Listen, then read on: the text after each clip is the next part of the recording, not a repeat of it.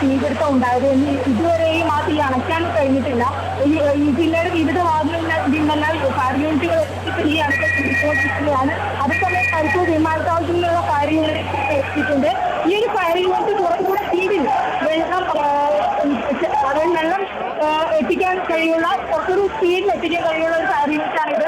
ഏതായാലും ഈ ഒരു ഇത്തരത്തിലുള്ള ഒരു ഫയർ യൂണിറ്റ് കൂടി ഇപ്പോൾ ഈ ഭാഗത്തേക്ക് പുറപ്പെടുത്തുന്നുണ്ട് എന്നാണ് നമുക്കിപ്പോൾ അറിയാൻ സാധിക്കുന്നത്. ഇപ്പോഴും തീ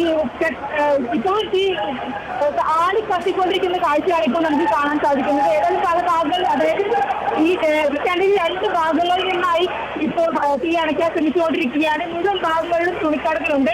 അതിന്റെ അടിഭാഗത്തായി ഹോട്ടലുകളുണ്ട്. ഇനി കൂടുതൽ, അതായത് ഈ തുണിക്കടകളിൽ നിന്നാണ് അതായത് ആദ്യം മെഡിക്കൽ ഷോപ്പിൽ നിന്നാണ് ടെക്സ്റ്റൈൽസിലേക്ക് തീ പടരുകയായിരുന്നു. ഇതിനെ തുടർന്ന് ടെക്സ്റ്റൈൽസിന്റെ ആ ഭാഗത്തുള്ള മുഴുവൻ കടകളും അപ്പോൾ എത്തിയിരിക്കുന്ന കാഴ്ചയാണ് ഇപ്പോൾ നമുക്ക് കാണാൻ സാധിക്കുന്നത്. ഇപ്പോഴും അതായത് തുണിക്കട ഇതിനെ അണയ്ക്കാൻ ഇതുവരെയായിട്ട് ഫയർഫോഴ്സ് സാധിച്ചില്ല.